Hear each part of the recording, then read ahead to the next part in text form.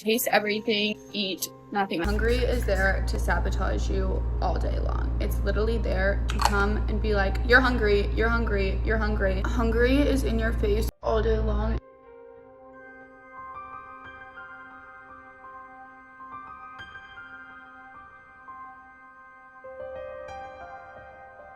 Today we're going to be doing something a little bit different. Over the last few weeks, well, really few months, I've had a lot of people send me content from Liv Schmidt. I always want to say Liz. I don't know why, but anyways, after watching several of her videos, I thought this would make for a really interesting conversation. Not because I want to dogpile on somebody that is being criticized by the internet with good reason, but because not everything that she is saying is wrong. I actually think she makes a few good points, which was shocking to me given the nature of her content, as you'll see soon. But there's also some messages that I think really deserve a lot more context. So today, I want to look at some of Liv Schmidt's, I'm just going to say Liv from here on out, advice. Talk about what I think she gets right, where I think she needs a lot more context, and how I would approach these conversations with my own clients.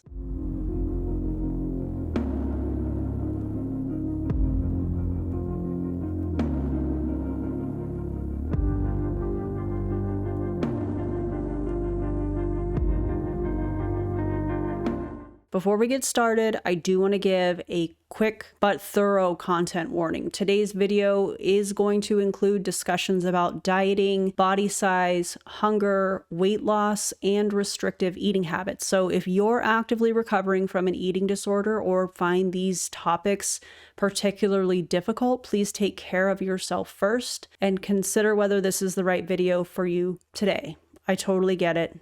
Always take care of yourself. If you are new here, welcome. My name is Erin Bies. I'm an ACE certified personal trainer, an ACE fitness nutrition specialist, and I'm currently working through Precision Nutrition's level 1 certification as well. I coach clients every single week, and one of my favorite parts of my job is helping people cut through the nutrition noise that they are seeing online to figure out what actually works the best for them. So that is the perspective that I'm going to be bringing to today's video. I'm not here to diagnose Liv. I'm not qualified to, and I'm definitely not going to speculate about her health or her relationship with food. I'm here to evaluate the advice that she is posting publicly on her platforms. Because when someone has a large platform and is giving nutrition advice, I think it's worth pausing for a second and asking a few questions. And throughout this video, I'm going to use something that I'm calling the evidence check. Whenever I hear nutrition advice online, and my hope is that when you hear nutrition advice online, that you can use these 5 questions that I tend to ask myself as a coach. I hope that you integrate that into your social media scrolling when you come across this stuff. These are the 5 questions. Number 1, is it evidence-based? Do we have good evidence behind the claim? Or is it mostly personal experience and testimonials? Number 2, is it sustainable? Could the average person realistically do this for years? Number 3, does it improve someone's relationship with food? Or does it increase fear or guilt, shame, or even obsession? Number 4, does it prioritize health or does it prioritize thinness? Because those two definitely aren't always the same thing. And finally, would I recommend this to one of my own coaching clients? And if my answer is no, I'm going to do my best to explain why in this video today. So let's take a look. Who even is Liv Schmidt? If you haven't heard of her before, here's the short version. She's a content creator whose brand focuses on weight loss and what she calls becoming skinny. And skinny is spelled with an I at the end of it. She has a coaching program called the Skinny Society, where she teaches women how to lose weight without relying on things like GLP-1 medications or fad products. Now, before we even watch one of her videos, I want to just take a quick second, because looking at the way the brand is presented, I think is kind of important here, because marketing isn't just about what is being said. It's also about the message that's being sent from the visuals. It's also about what's repeated. Right away, a few things jump out to me. The word skinny is everywhere on this social media profile. Not healthy, not strong, not energized, not confident, skinny. Now, I want to be really clear. There's absolutely nothing wrong with wanting to lose weight. There's nothing wrong with wanting to become leaner. I coach fat loss. I've lost weight myself this year, especially 24 pounds. Intentional weight loss can absolutely be part of improving someone's health. Where I start raising an eyebrow is when thinness becomes the entire identity, when the messaging shifts from let's improve your health to let's become skinny, because those are not necessarily the same thing. Then I noticed her bio. Skinny is a mindset. This isn't restriction, this is taste, not disordered, just disciplined. And I think those 3 lines tell us a whole lot about the philosophy that we're about to hear in her videos. So let's start with the one video that really got my attention right off the bat. And it's called Taste Everything, Eat Nothing. Before we watch this, I want you guys to think about something. A question, I guess, is how I want to say that. What is food actually for? Because I think the answer to that question changes how you're going to hear the advice that Liv is going to give. So, Ava, roll the clip if you would. Hi guys, I'm going to show you the Taste Everything, Eat Nothing method. I have no makeup on. I just showered. My hair's a little crazy, but we got 3 fun desserts to try, and I want to show you in real life Taste Everything, Eat Nothing. So, starting with a cake bite. These are all like vegan, healthy treats from Food and Thought. It's my favorite store here. Oh god. But I love tasting different desserts,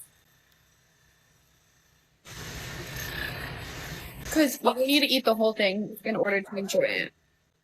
I'm gonna have one more bite of this. And then I tasted it. I know what it tastes like. And I move on. Treats, there's no nutrition. It's literally just for taste. This vegan cinnamon roll is fucking insane. It's my favorite thing that they have. It's diabolically good. I don't know what. It's all vegan. But again, you don't need the whole entire thing in order to feel good. Look at it. Just so you guys can see the center. And I'm like a center girl. You can see. And cinnamon rolls are easy. Just eat the center and leave everything out. And then lastly, these raw almond joy things. So they look insane.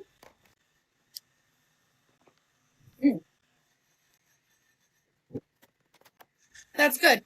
And now it's like, I tasted everything. I indulged, and I move on. And I can have these like whenever else I want, but that's the vibe.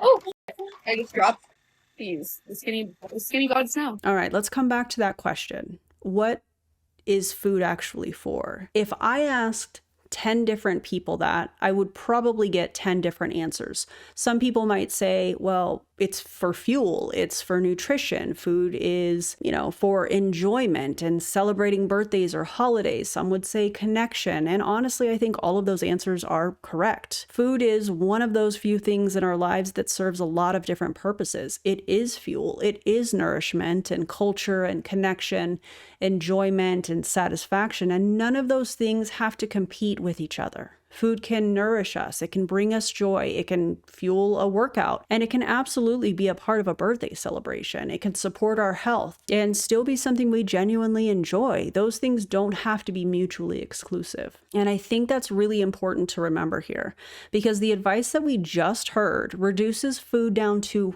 one primary purpose: taste. So let's put this through the evidence check for the first time. The first question is it evidence-based? And I don't think it's that simple. If someone genuinely feels satisfied after a couple bites of dessert, that's perfectly okay. But that's very different from turning that into a universal rule for people to follow on your social media platform. One of the biggest things that I've learned through coaching and through my own journey is that satisfaction matters. Sometimes a few bites really is enough. Sometimes it isn't. And that's okay. Learning the difference is actually an important nutrition skill. But what concerns me about what we just watched is that the advice encourages us to disconnect from that internal feedback and replace it with an external rule. Instead of asking, am I satisfied? Was this enough? The rule becomes, take a couple bites and then stop. And those aren't the same thing. And I think that's where context, specifically with this video, really does matter. Treats, there's no nutrition. It's literally just for taste. Let's talk about that for a second, because technically she's right that desserts usually aren't something we're eating because they're packed with vitamins and minerals necessarily. But I also think that that's an oversimplification, because not every food has to earn its place on our plate through its nutrient profile. Sometimes food is part of a celebration. Sometimes it's comfort or tradition. Sometimes it's sharing dessert with someone you love after dinner. Those experiences matter too. They're really important. And one of the things that I try to teach my clients is that nutrition isn't black and white. There are foods we eat primarily because they nourish our bodies. There are foods we eat because we enjoy them. And for most people, a healthy eating pattern will include both. And cinnamon rolls are easy. Just eat the center and leave everything out. Just eat the center of the cinnamon roll. I mean, okay. And honestly, if that's what satisfies her, fantastic.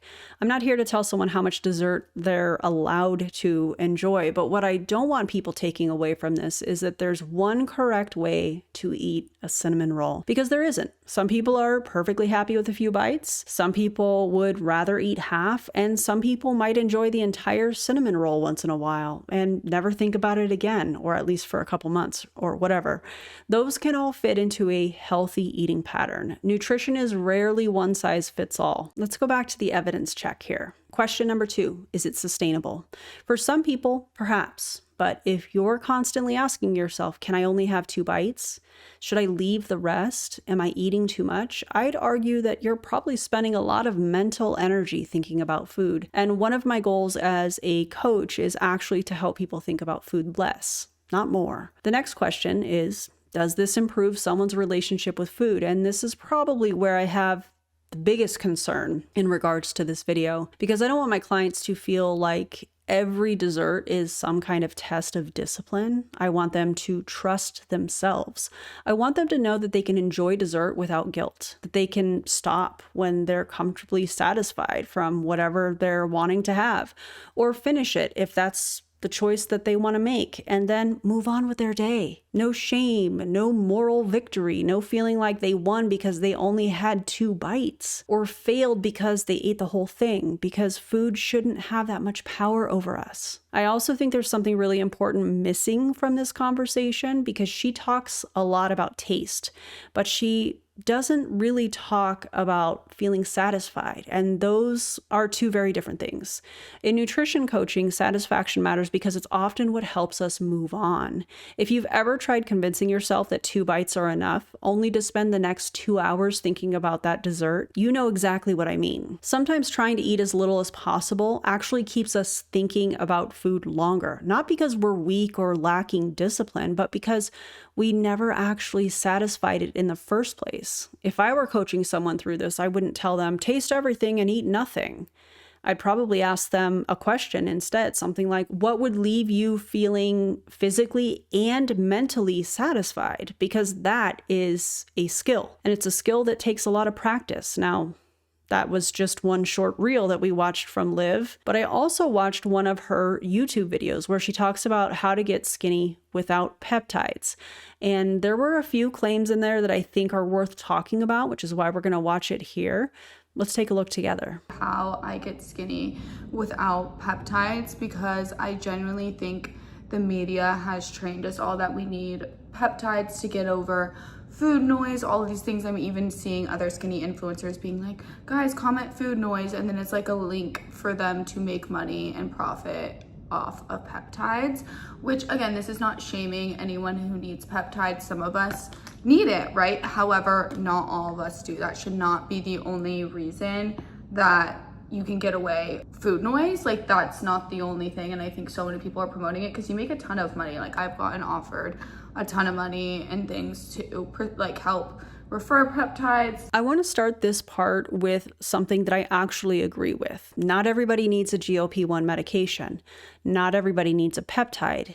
That is something that you should discuss with your doctor. And I do think that social media has created this idea that medication is the only path to weight loss, and it isn't. For a lot of people, improving nutrition, strength training, walking more, getting enough sleep, and managing stress can absolutely lead to successful fat loss. So we're actually starting from a place where we agree, which I didn't expect when I first watched the video. Where I think this conversation loses some nuance is when it becomes discipline versus medication, because sometimes it's both. Some people have obesity, some people have insulin resistance, some people have other medical conditions where a GLP-1 medication is an appropriate tool, and they're still doing the work. They're still making healthier food choices, they're still learning portion awareness, they're strength training and walking. Medication doesn't magically replace behavior change. And for a lot of people, it simply creates enough space to make those behavior changes possible. And I think that is important to point out here. This weekend, it was really funny, was walking and I was craving like a healthy sweet treat. And so I went into Trader Joe's and bought those chocolate covered strawberry things. And then I was like, wait, I remember eating this dessert whenever I was 20 pounds, 30 pounds bigger. And I remember I was like, wait, why was I so big whenever I would eat these? And then I remember I used to be like, oh, these are healthy. They are chocolate covered strawberries because like it's just dark chocolate and strawberries. So I was just like, oh my God, it's really healthy, whatever. I looked at the calories because it's good to be calorie aware. I don't count calories. It's 100 calories for 4 mini pieces. Like they're this big, these little pieces. Let's be real. How many of us are actually eating 4 pieces? Not me. Let's be honest. And they're so easy to put in your mouth. So it's like 2 here, 2 there, 2 whatever. That's 100 extra calories you don't need. What's 100 extra calories a year? 10 pounds. 10 pounds. Okay? You know how easy it is to just pop those in your mouth and have just extra calories? And so that's why I'm saying sometimes it's better just to get the real thing, because instead of buying those chocolate covered strawberries that's like 4 pieces that are 100 calories, which will generally be 10 extra pounds a year that you just don't need. And so it was like reflecting back on those things of 10 extra calories, again, that you just don't need at all. We just don't need that extra. This was another moment where I found myself agreeing with part of what she said, but not necessarily the conclusion that she came to. Being calorie aware can absolutely be helpful for a lot of people, especially if someone has no idea how much they're actually taking in on a daily basis. Calories do absolutely matter. Energy balance matters. Those are basic principles of nutrition. Where I think we need a little bit more information and context is when she says, that's 100 calories that you don't need. Because calories don't exist in isolation. If someone eats 100 calories of chocolate covered strawberries, that doesn't automatically mean that they added 100 calories to their day that they weren't already planning for. They could very well have planned to have that in their day. Maybe they naturally eat a little bit less for their next meal or something along those lines. Maybe it satisfies a craving that would have otherwise turned into mindless snacking all evening. Nutrition isn't about one food. It's about patterns over time. And I think that's a much healthier way to look at it. She also talks about eating the real thing instead of a healthier alternative. And honestly, I don't completely disagree with that. Sometimes foods that are marketed as healthy alternatives aren't actually more satisfying. Sometimes you would genuinely rather have a reasonable portion or a serving of a dessert that you actually wanted. And I think that's perfectly reasonable. However, it does come back to feeling satisfied, not simply eating the smallest amount possible. Just being mindful what you're eating. And I really don't like getting things out of boxes. I would rather go out and like share dessert with my friends or something and make it a thing and not eat dessert at home, because eating dessert at home can turn into a habit. And that's the worst thing. It's like, I have ice cream and stuff in my fridge, but I never ever eat it because I don't want it to turn into a habit. I really don't. I really want my desserts to be out of my house. So there's just 0% chance it can turn into a habit. And that's the whole thing, because after dinner it can turn into like this lifelong spiral, and then it's, it's like, you have chocolate covered strawberry servings after each meal. This is another place where I think the answer is, well, it depends. She says she doesn't keep dessert in her house because she doesn't want it to become a habit. And for some people, that's a strategy that genuinely works for them.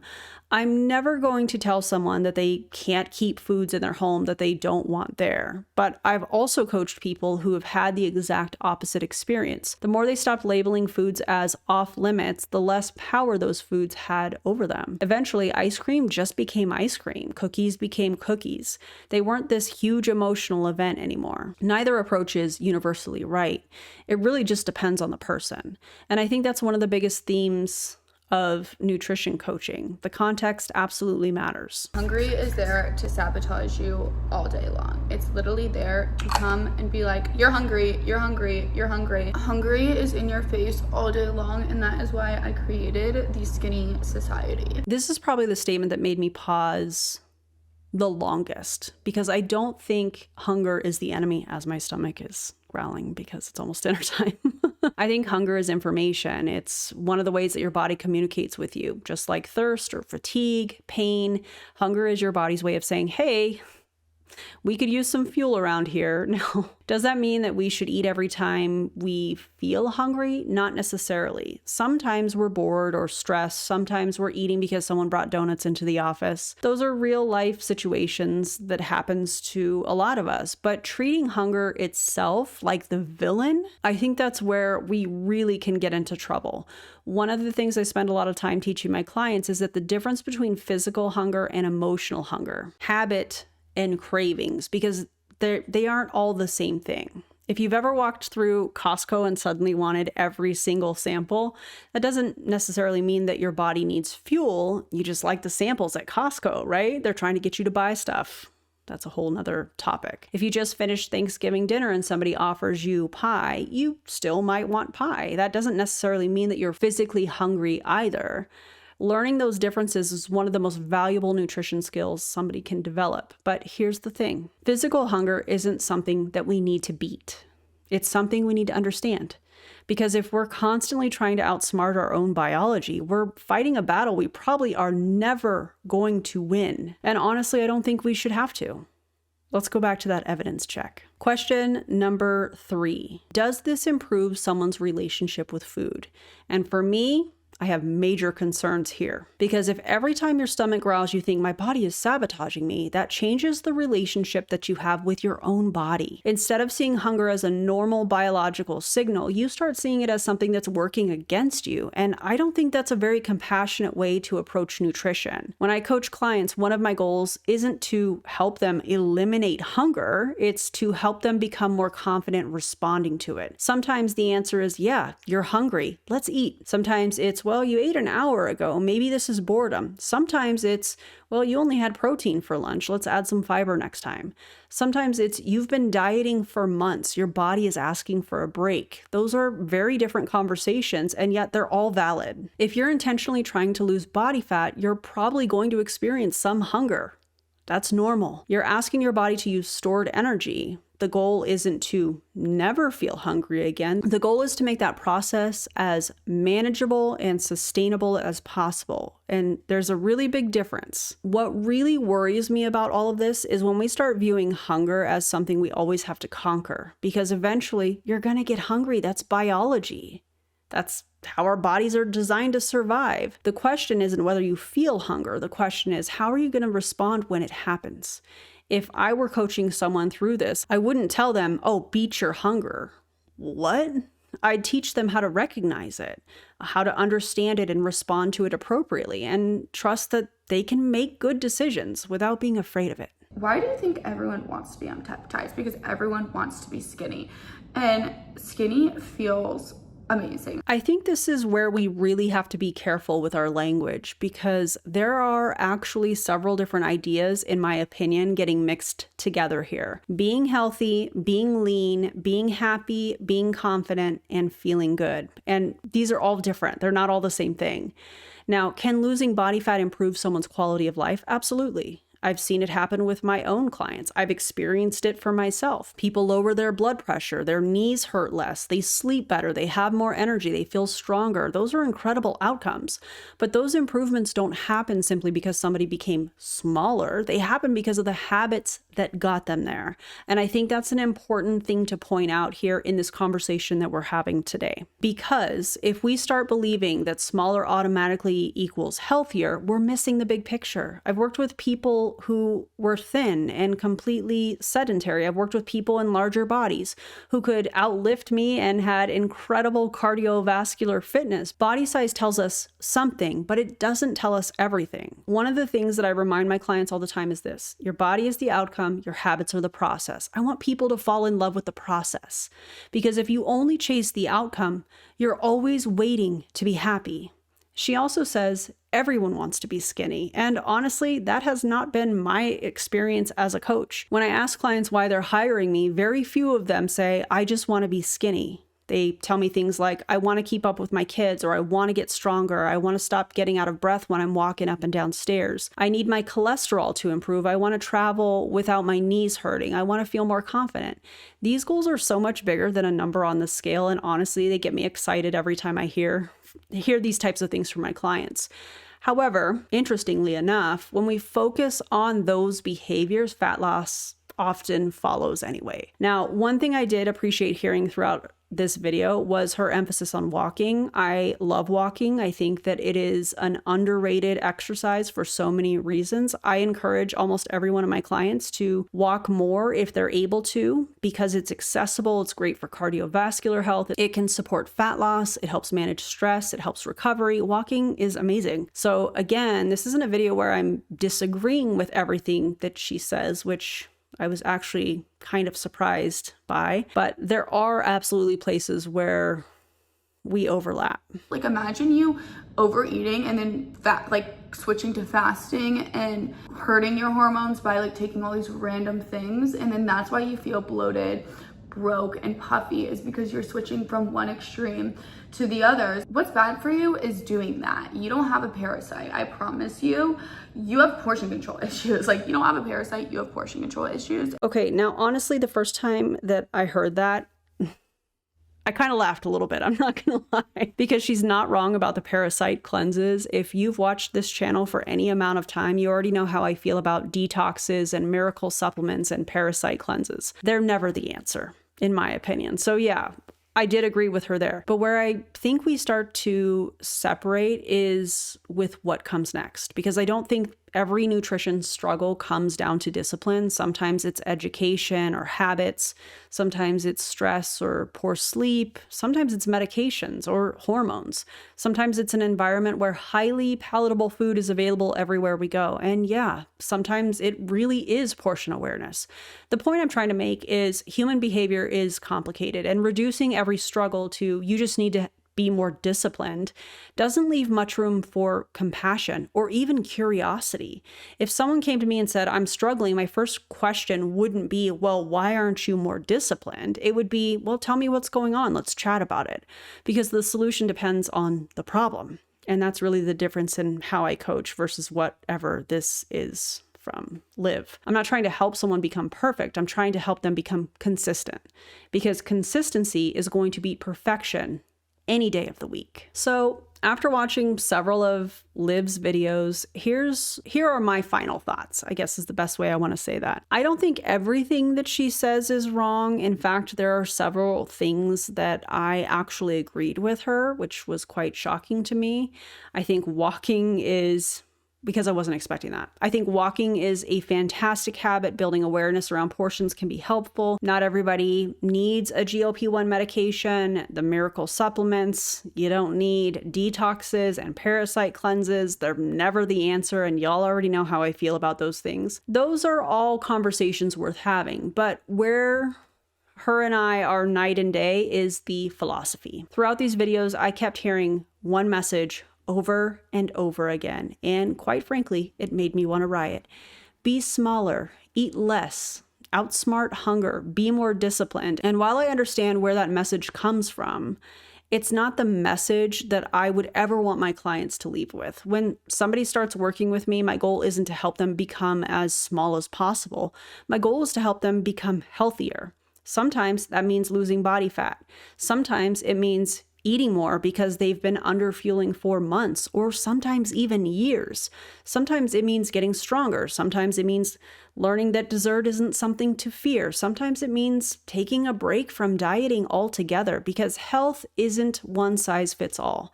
One of my favorite things I've learned through coaching is that your body is constantly giving you information.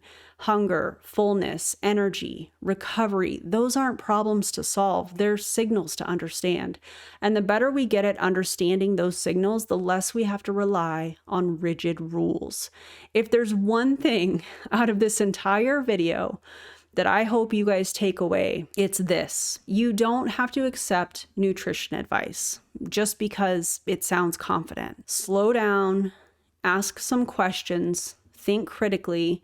Ask yourself the 5 questions. Does it have evidence behind it? Can you actually sustain it? Does it improve your relationship with food? Does it prioritize health or just thinness? And would you feel comfortable recommending it to somebody you love? Because at the end of the day, nutrition shouldn't make your world smaller. It should make your life bigger. It should give you more energy and help you get stronger and help you enjoy dinner with your family, which I'm about to go and enjoy.